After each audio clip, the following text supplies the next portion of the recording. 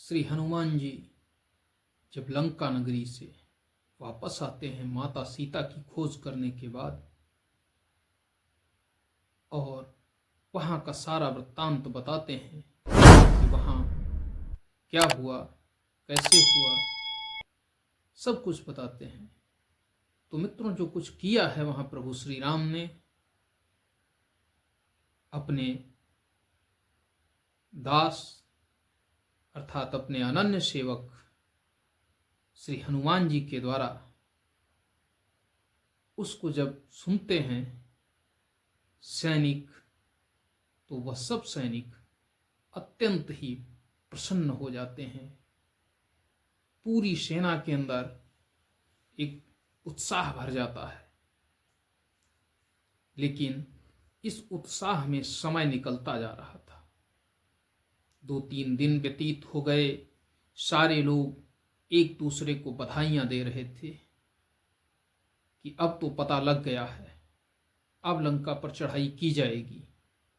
लेकिन समस्या इस बात की थी कि अभी भी चढ़ाई करने का आदेश तो मिला ही नहीं था। तब जब दिन में पूरा दरबार लगा है, सारे लोग बैठे हुए हैं, उसमें जो वरिष्ठ गण हैं, सेनापति सभी बैठे हुए हैं, क्योंकि महाराज विभीषण भी आ चुके थे लंका से निष्कासित होने के बाद, और प्रभु श्री राम ने महाराज विभीषण का लंकाधिपति के रूप में राज्याभिषेक भी कर दिया था। ऐसी स्थिति में पवन पुत्र हनुमान जी के जो पिताजी हैं महाराज केसरी, वह खड़े होते हैं और कहते हैं कि हे प्रभु, अब समय बहुत बीत चुका है।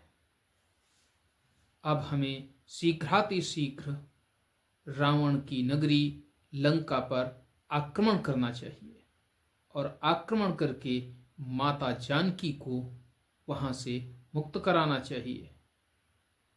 जब ऐसा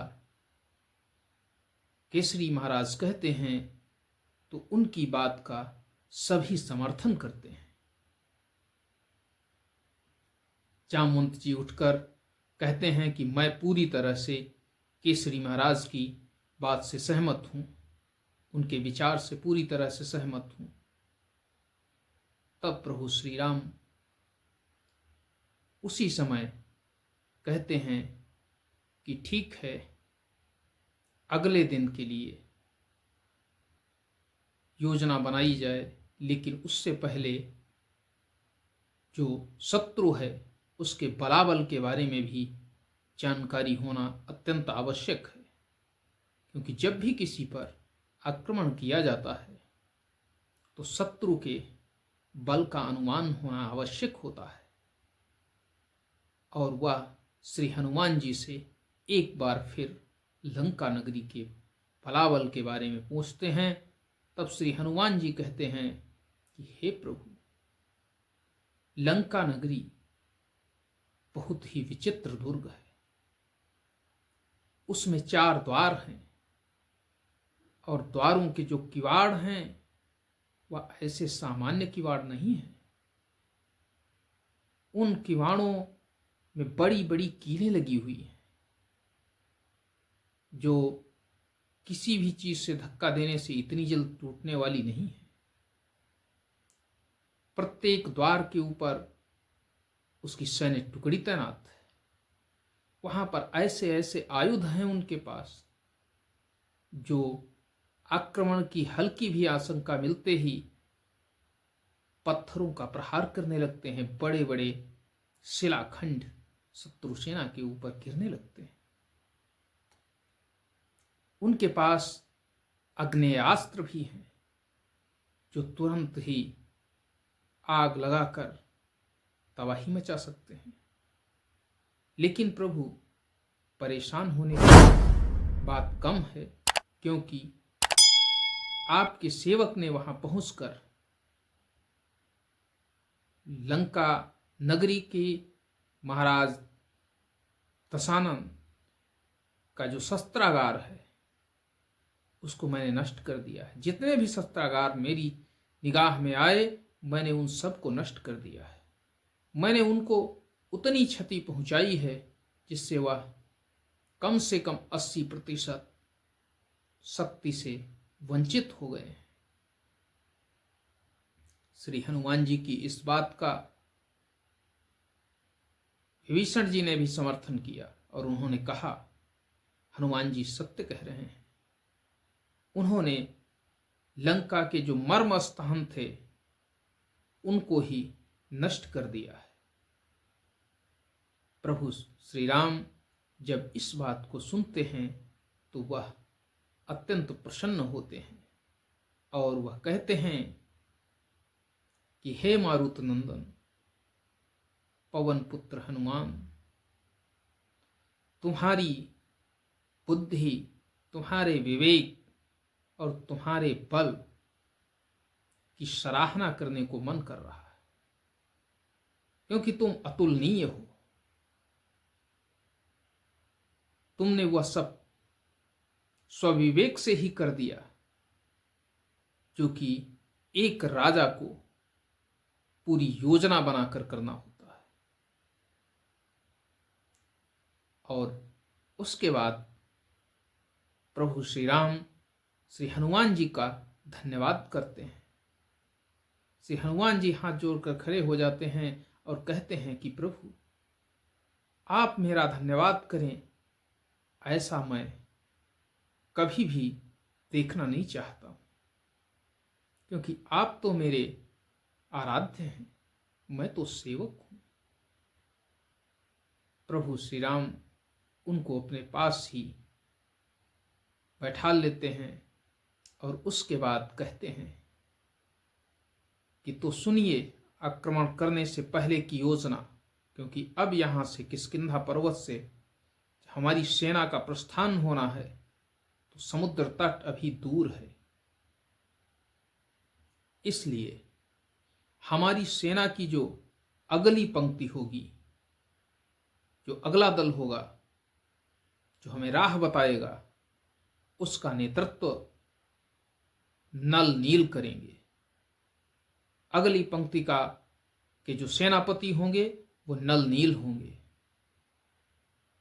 क्योंकि सेना बड़ी है, विशाल है, इसलिए, और शत्रु भी कोई सामान्य नहीं है, मायावी शक्तियों से पूर्ण है। इसलिए सैन्य टुकड़ी है, उसके अतिरिक्त जो सेना है उसकी सुरक्षा का प्रबंध करने के लिए सेनापति वृषभ जो सेना की दाहिनी ओर रहेंगे और बहुत ही सतर्क रहेंगे। साथ ही साथ बाईं ओर का जो नेतृत्व करेंगे वो सेनापति गंधमादन होंगे और मैं स्वयं अनुज लक्ष्मण, महाराज सुग्रीव, महाराज विभीषण और हनुमान के साथ सेना के मध्य में रहूंगा। और मध्य में रहते ही हम संपूर्ण सेना का संचालन करेंगे। जय घोष होता है, जय श्री राम, जय श्री राम, जय श्री राम। आगे प्रभु कहते हैं कि अगले दिन जो शुभ मुहूर्त है उस विजय मुहूर्त में हमारी सेना यहां से लंका नगरी पर आक्रमण करने के लिए कूच करेगी। अगला दिन होता है, सेना सुसज्जित उस मुहूर्त का इंतजार कर रही होती है, प्रतीक्षा में है कि कब आज्ञा मिले और युद्ध करने के लिए कूच किया जाए, क्योंकि सबके अंदर एक भावना व्याप्त थी कि किस तरह से हम लंका में युद्ध करेंगे, क्योंकि श्री हनुमान जी तो अपना कौशल दिखा कर आए थे, शेष सभी को कौशल दिखाना अभी बाकी था। और सैनिक कोई भी हो, वो ये चाहता है कि युद्ध भूमि में उसके पौरुष को भी देखा जाए, उसका स्वामी उसके भी बल पौरुष को जाने। और फिर ये सेना सिर्फ सैनिकों की सेना नहीं थी, ये प्रभु श्री राम के भक्तों की भी सेना थी। और भक्त अपनी स्वामी के लिए अपना सब कुछ न्यौछावर करने के लिए तैयार रहते हैं। लेकिन प्रभु श्री राम मर्यादा पुरुषोत्तम है और वह इस समय एक राजा के साथ साथ उस सेना का नेतृत्व भी कर रहे थे। इसलिए वह प्रस्थान से पहले अपनी सेना को संबोधित करते हैं और संबोधित करते हुए कहते हैं कि हे सैनिकों, सैनिक का केवल और केवल एक ही उद्देश्य होता है, एक ही लक्ष्य होती है। और वह लक्ष्य कौन सा होता है? लक्ष्य होता है विजय। इसलिए सैनिक सदैव केवल विजय के बारे में ही सोचता है। और जब तक उसको विजय नहीं मिल जाती तब तक वह अपने पारिवारिक मोहमाया से, सामाजिक मोहमाया से, हर चीज से विरत रहता है। वो एक साधक के रूप में अपना जीवन व्यतीत कर रहा होता है जब तक कि उसको लक्ष्य की प्राप्ति नहीं हो जाती है। और सैनिक का लक्ष्य केवल और केवल विजय होता है। मित्रों, महाराज सुग्रीव कहते हैं कि प्रभु पूरी सेना नियत है और वह आज्ञा चाहती है। तब प्रभु श्री राम कहते हैं कि नल नील, चूंकि तुम अगली पंक्ति का नेतृत्व कर रहे हो, इसलिए तुम उस रास्ते का चयन करना जिस रास्ते पर मीठा जल, साथ ही साथ अच्छे फलों के बाग हों। और ये ध्यान रहे कि हमारी सेना किसी भी नगर से, किसी भी ग्राम से होकर नहीं गुजरेगी, क्योंकि मैं नहीं चाहता हूं कि मेरे इस विजय अभियान में किसी नगर या किसी ग्राम वासी को कोई समस्या हो। सहमति में सिर हिला देते हैं नल और नील। तब प्रभु श्री राम श्री गणेश जी का ध्यान करते हुए अपनी सेना को प्रस्थान करने का आदेश देते हैं। हर हर महादेव का उद्घोष होता है, जय भवानी का उद्घोष होता है और प्रभु श्री राम की सेना चल देती है लंका पर आक्रमण करने के लिए समुद्र तट की ओर। मित्रों, चलते जाते हैं रास्ते में। अब रुकना पहला दिन है, रुकना इतनी जल्द कैसे? हर एक के अंदर जोश है और हर एक आगे बढ़ता चला जा रहा है। समय नहीं लगता है और सागर तट पर सेना पहुंच जाती है बिना विश्राम किए हुए। जब सागर तट पर पहुंचते हैं तो प्रभु श्री राम सेना का पड़ाव वहीं पर डाल देते हैं और कहते हैं, क्योंकि बिना रुके बिना थके सारी सेना सागर तट तक आई है, इसलिए अब यहीं पर सेना को विश्राम करना चाहिए जिससे कि उसकी कुछ थकान दूर हो। और हमारे सेनापतियों के द्वारा, यूथ वीरों के द्वारा रखवाली का भी प्रबंधन होना चाहिए, क्योंकि ये आसुरी शक्तियां किसी भी क्षण किसी भी तरह का युद्ध छेड़ सकती है। अब जब वहां पर बैठे हुए हैं तब एक विकट समस्या सामने आ जाती है, क्योंकि सामने है समुद्र, अथाह समुद्र। अब सेना समुद्र को कैसे पार करेगी? से हनुमान जी ने तो पार कर लिया था समुद्र, उस समय तो समस्या दूर हो गई थी, और अब कैसे सेना पार करेगी? लंका नगरी कैसे पहुंचेगी? तब प्रभु श्री राम से इस बारे में सारे सेनापति आग्रह करते हैं। प्रभु श्री राम सागर को प्रणाम करते हैं। तभी लक्ष्मण जी कहते हैं कि भैया ये समय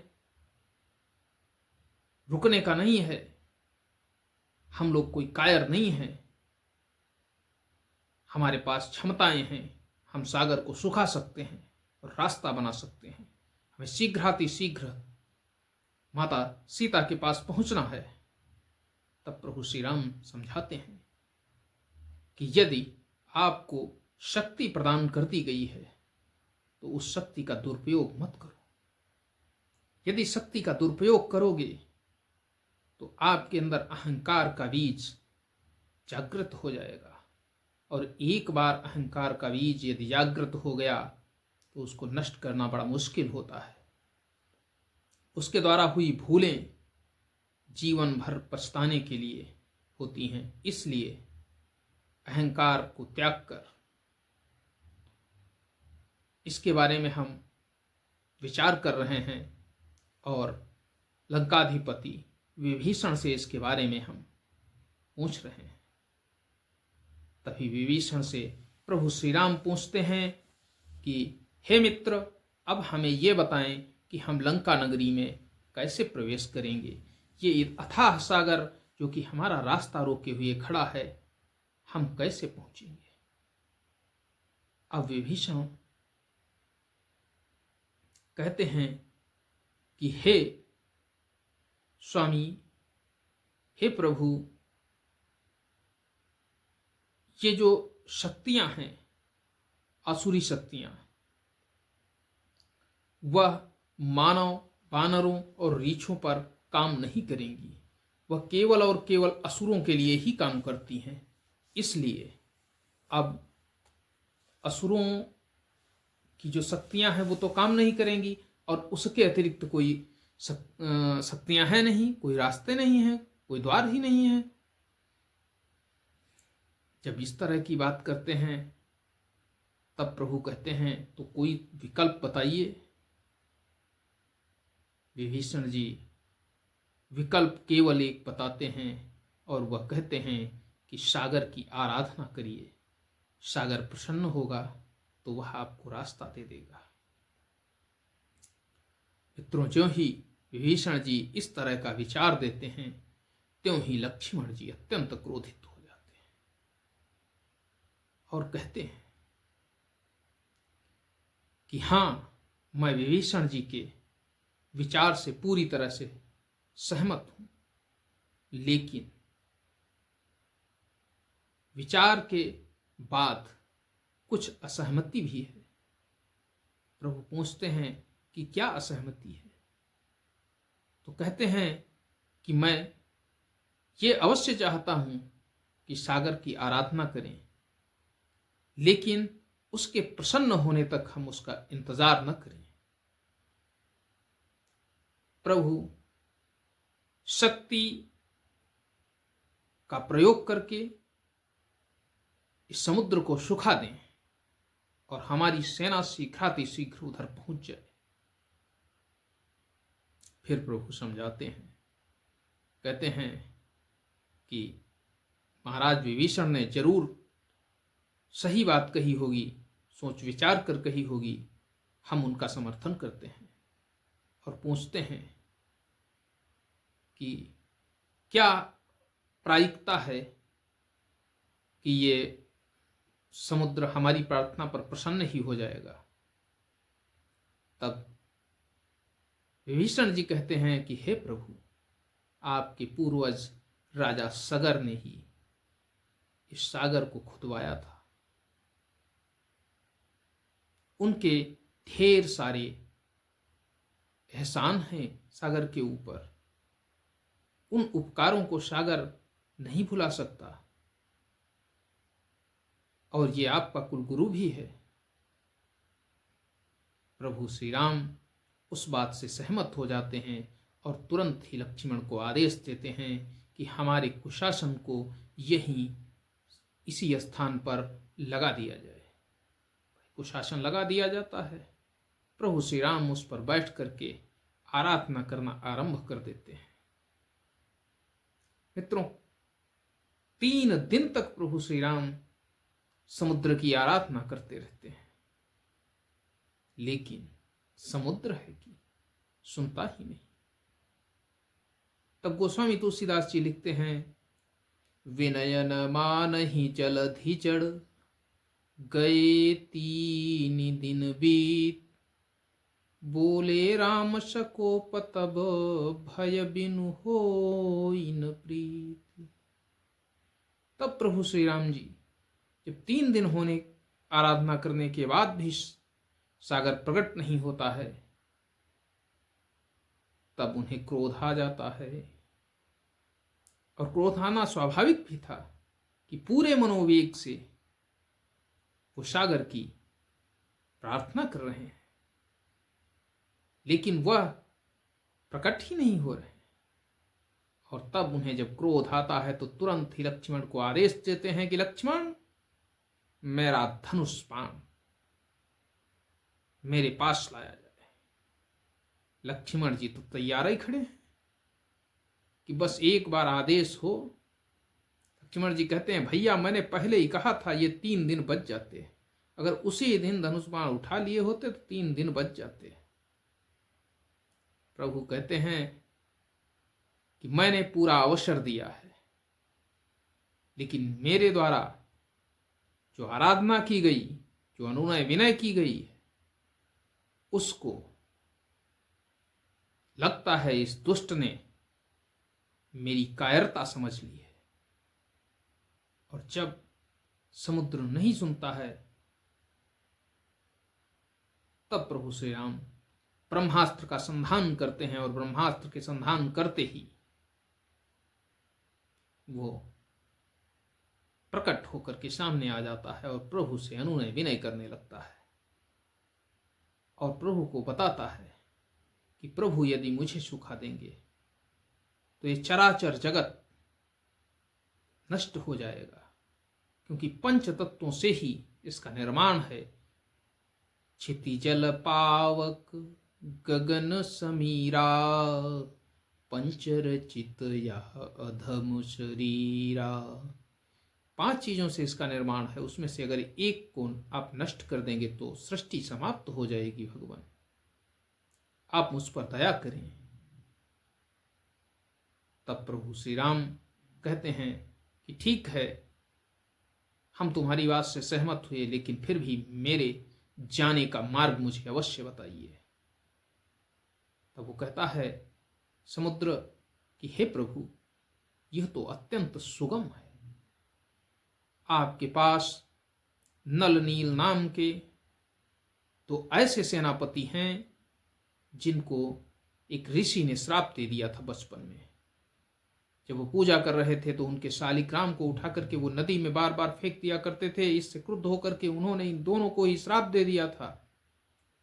और उसी श्राप के कारण इनके द्वारा जो भी वस्तु जल में फेंकी जाती है वह कभी डूबती नहीं है।